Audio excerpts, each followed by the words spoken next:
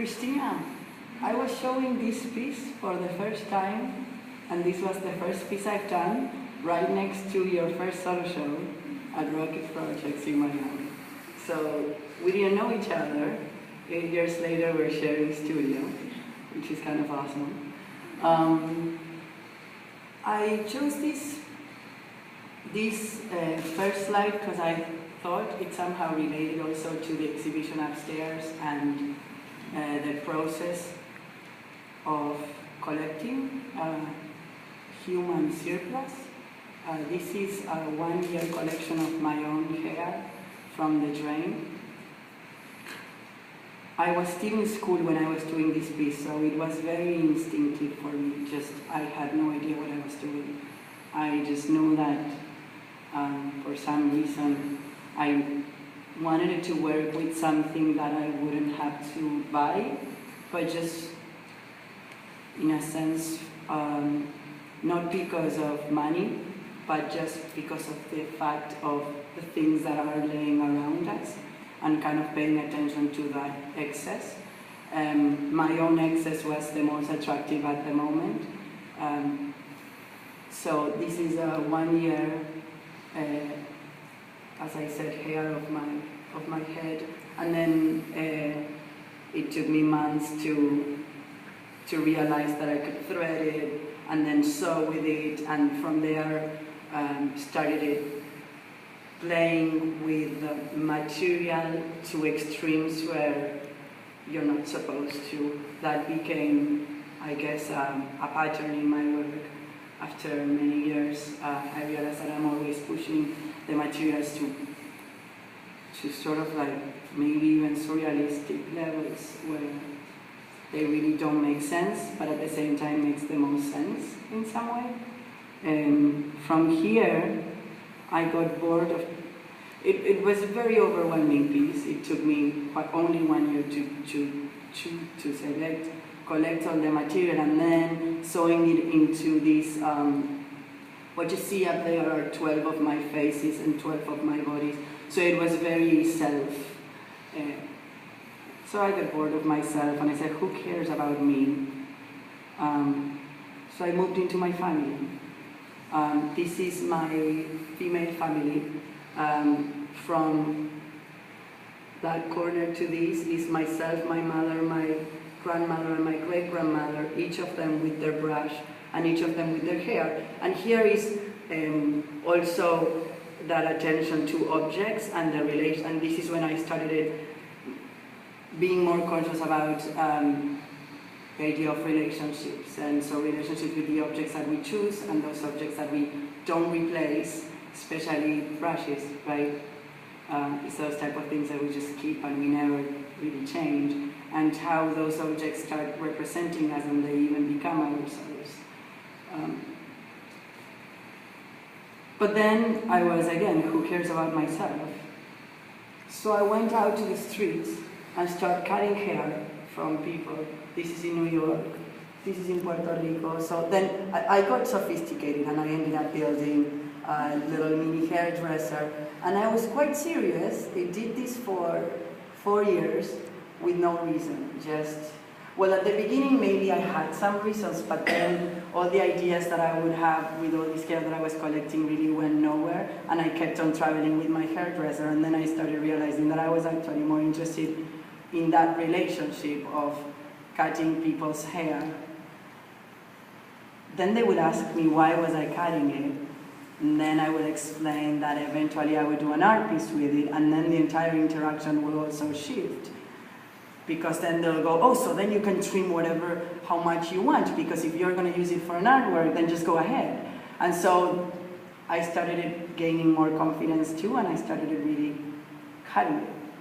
So it also became this growth of a relationship between an audience and myself, and what is that shift between saying that I'm an artist or that I'm going to be using that material to create an artwork, and what that produces in the viewer, and actually interacting with the viewer in a real way and letting them really be part of the artwork in a real sense. For 4 years I just cut hair. and collected it. And the collection became, again, a pattern in my work, the idea of collecting and gathering, a lot of the times for no reason, just for instinctive interest. Sometimes just because I'm a collector, I don't know. Some of these collections find their way out of my studio in seconds. Some of them, like these bags of hair, were for 4 years, just packed in shelves. Until one day, I randomly took a felting class, and that's again when I discovered another technique where I could push a material to a level where it wasn't supposed to. So what happens with felting is that only with water and by shocking the hair with hot and with cold, the hair is made with little scales that they open and close, and then they get all tangled, and that's how felt is made. So I was trying this with just fibers, regular fibers, and it's like, oh, well, it should work with human hair, too. So that finds its way to this piece, which is made of 3,000 blocks of human hair. Each block has like the size of a finger, they're all different sizes. And 4 years of collections and bags of hairs felted into little squares. The actual shape of it ended up being a tower. Long story representation. I was also working with fairy tales and with this idea of like stories and how we are all raised with the same stories, and again the idea of relationships and patterns and finding threads that somehow tell the story of all of us, not only of myself. So here I feel that in my work from here on, I really left myself aside and started working with all of us, in a sense. Maybe I am always in some place the starting point, but then I try as much to leave myself aside and my own personal story aside to then think about everyone's story in a collective way. What was and the most interesting part to me in this piece today is that I just cut 3,000 random sizes blocks and then just sat down with 3,000 blocks and played for an entire month to fit them all together into this tower. And it just worked out. I did not have to trim any single one, it was just like Legos. I am a puzzle fanatic, so the process ended up being, to me, the most important. And the process happened, as I said, 4 years ago, at this point, when I was cutting hair without even knowing. So from here, the idea of that playfulness became more and more present. And the interaction was something that I was deciding to take on until now, at least. So this piece was done also in the same year, both of them were 2008. This first hopscotch, it was 700 numbers long. I painted it for the second time last year. I guess it was 1,300 numbers. They stop whenever I find a drain. And this took it, I mean, I see a very close relationship between this and cutting the hair in the streets.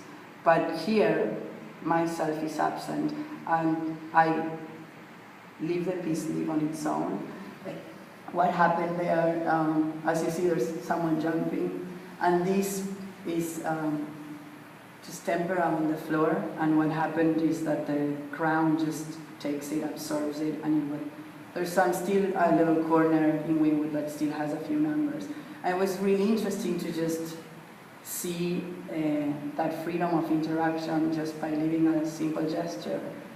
Again, a pattern, a collective game. Every single country in this world plays hopscotch. There's no need for rules. Everyone knows how to jam. So that became even more, it started to become a decision. Before, maybe I was more reacting. Now it was a decision to really work with materials or with things or events that would have a broader audience.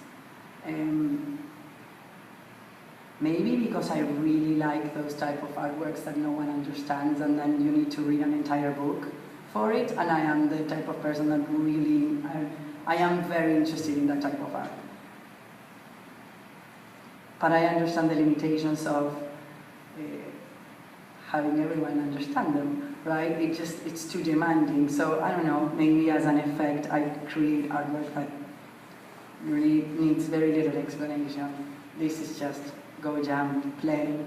And then the fact of shifting things became also some sort of like a conscious decision of really shifting and displacing things where they're not supposed to be, but they now make so much sense. So why wouldn't the sidewalk become an ordinary game, an everyday life game? Just jump around as you walk down the streets. It just seems right. And then the idea of looking at the world as an entire playground, right? I mean, just have fun. So here I started having fun. I included a few pictures of my studio because I thought it's interesting, like as we are talking about LeDray's and what happens is that where I have the most fun is finding the systems of production. Because my work is very labor intensive, as you can see, painting 1,000 numbers in the streets broke my back for a few days. And so did felting for an entire month and cutting the hair. Everything is a very long process. And so I became the hair artist for a few years, and then I became the sticker artist, and then I became the rug maker, and you'll see different size series. So my work just takes like 3 to 4 years to then move on. Which doesn't mean that I don't work in all of them at the same time in my studio. So the process, I was talking about the methodology that I find in my studio, and all of a sudden how everything becomes a game, even in the production itself. So I start creating these crazy systems of organizations by color, by shape, with labels, and then all of a sudden sometimes I go to my studio and just organize it for 3 hours and then go home. And that was my productive day, which actually feels great. These are all fruit stickers. And so, surplus, again, and the fact of like things that are available and that are about to be trashed is something that I am very attracted to. Fruit stickers are actually in that verge of trash in a second.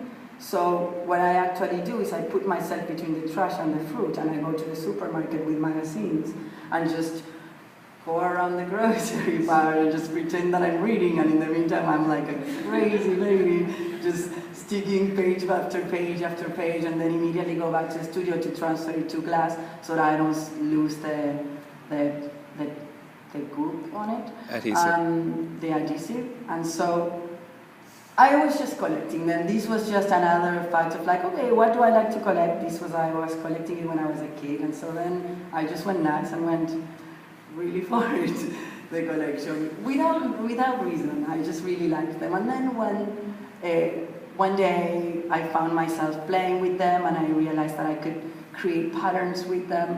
And so the piece that you see leaning against the wall, it's a piece of glass that I found in the streets. And that was actually part of the desk where I was playing with them, and then it became a piece, and then it went to another different level when I realized that by placing it in a wall, I actually create a form that is inexistent. You see how it looks like there's a triangle? And then the shadow just took it somewhere else, and then from there, I can't wait to get back to these works, because this is the only one I did. This is a close-up of that. And then it's interesting because then there's some interesting references on realizing when working with the same material over and over and for so long, then you start studying the material, and then you have it here all day long. So reading and then realizing that every fruit is coming from a different country, and so like somehow creating these maps but made out of fruit stickers in a way, and then patterns and ways of organizing it. is another one. And if you look them from far away, what's only present is the color. So you don't even see that they're fruit stickers. And I like that idea of tricking the viewer.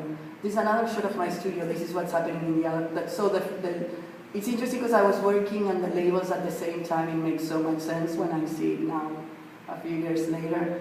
A desk had all the labels, and then the rest of my studio had this nightmare of teddy bears. So what started as a personal story of me and my own teddy bear, Pepe, that was given to me when I was 1 year old. And I really wanted to work with him. He never made it to arrive, but he provoked all these works where I started actively asking people to donate me their used stuffed animals. And so, no buying, never buying. All the material that I use just comes. One way or another, I always make it into large quantities. And it happens that this material, mother really, it's like a solution for mothers. They don't want to throw them away, they're too meaningful, right? They're too meaningful to throw it away, and at the same time, you don't want to have your bed just stuffed with all this, or your kids' room, and then they grew out of it, you don't know what, so it's like this surplus memory just laying around. And then, of course, I can't escape the idea of producing animal skin rugs. And then here, the fact of producing something that has a function became also very present, and actually making them into rugs and making sure that they were being used as rugs and that they were understood as rugs. So different systems, different ways. This is like giant puzzles. I don't cut any shape. I just unstitch the layers and just use them the way they come. That's why the shapes are also crazy, and it just happened. I just unstitched the first one, then I unstitched two, I put them in the floor, started realizing that, one fits the other, and then the idea of not having leftovers, it's just feeding the concept itself of using without producing excess. This is how they look when they're done. This is called Royale, 9 feet. They're approximately 9 feet by 7, 8, more or less. And then this one is just out of control. This is 17 by 10. I have no idea how many stuffed animals are there, maybe around 200. But at this point, they're all mixed up. In this one, I can tell there's 70, because this was the second one I did, so I didn't have as much stuffed animals. But in this one, this is the last one I did. So at this point, the stuffed animals were all divided by colors in different trays, and so now I was just using everything I had.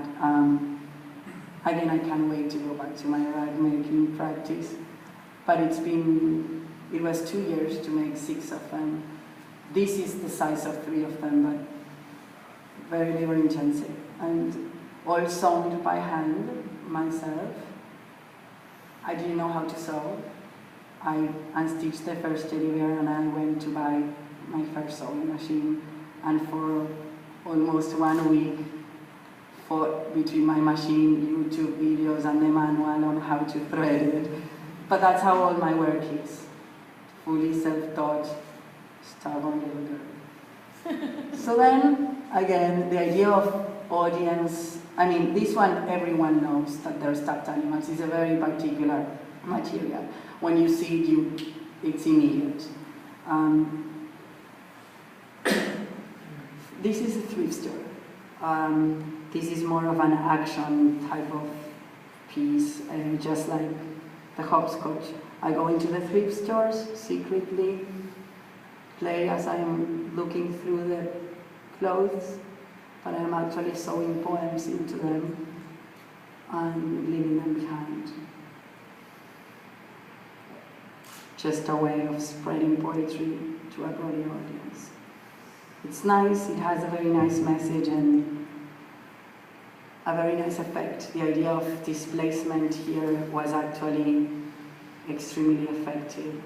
The fact that people started considering these as messages for their life just because they are in labels of clothes, instead of in pages of books that maybe never get opened. This is an interesting piece. This is 2009. I'll tell you a story. Let's look at the pictures first. Room, the way I found it, I actually found it full of stuff. So this is after I emptied the room. It is a 1900 house, used to be a boarding house, then became a thrift store, and it was abandoned as a thrift store with all the stuff inside. So it's a special residency where artists are invited to use what's inside. Nothing leaves the house, nothing enters the house. You're just supposed to react to it. So this is 2009. This is the very first approach I guess I had in such a very site-specific, conscious way of reacting to a space or a place, with its history and all its baggage. I brought the room back to where it was in 1900. I rented that huge machine and sanded the floor a quarter-inch down, totally cleaned the walls, lead paint, so then sealed them, fixed the electrics fully. And then when I found this room, it was filled with 500 pieces of glass cut in a very particular shape. So I figured that the furniture where that glass belonged was still in this house that was filled with all this furniture, and it actually was. It was these cabinets that are vitrines, but I placed them all down and I started playing with the idea of creating a forest. So these pictures that look a little bit dark, but you can see how these pieces, see that those green pieces are all the piles of glass that were all thrown. So I create out of these cabinets containers to keep the glass safe in a way of giving to this residency a way to store their glass safe, but at the same time inspired in landscapes. So landscapes are very much part of my work and the relationship that we have with the outside and the inside. So the idea of creating an outdoor space inside a house that actually was super clean made very little sense in this house that was decaying, but actually this room is the one that makes the most sense in any normal life. But in that house, it's just totally displaced. This is last year, discarded school building in the design district. And this is my reaction to the space. I sanded it the 4 walls, collected all the dust. The piece is called If These Walls Could Talk. This chalkboard was found in one of the closets. And so what it looks like chalk is actually the dust of the walls. Relationship with education, with building, etc. Is that close up? And this is the last body of work that I've been working on. Found a globe on the streets and reacted to it. Started sanding the globe. This is how the piece looks. Again, collective, everyone, I guess, there's not much to say. Studio shot on one of the pieces I just completed. I've been saving the dust, dividing it by color, and this is how the piece looks now.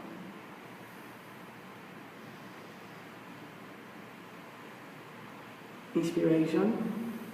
This is it in my house. So this is what inspired, I guess, that most of you guys have seen. I was commissioned by Locus Projects during Basel to do the billboards. And again, the idea of bringing a landscape and sort of displacing it, but actually putting it where it belongs. But displacing it because it's inside an advertising framework, right? So this is the way it looked. Reacts to the light, depending on what type of light there is in the day, the different colors that you see, etc. At night, this is the way it looked. 35 plus shelters were produced also with the same effects. They all look totally different depending on the day. And this is the park.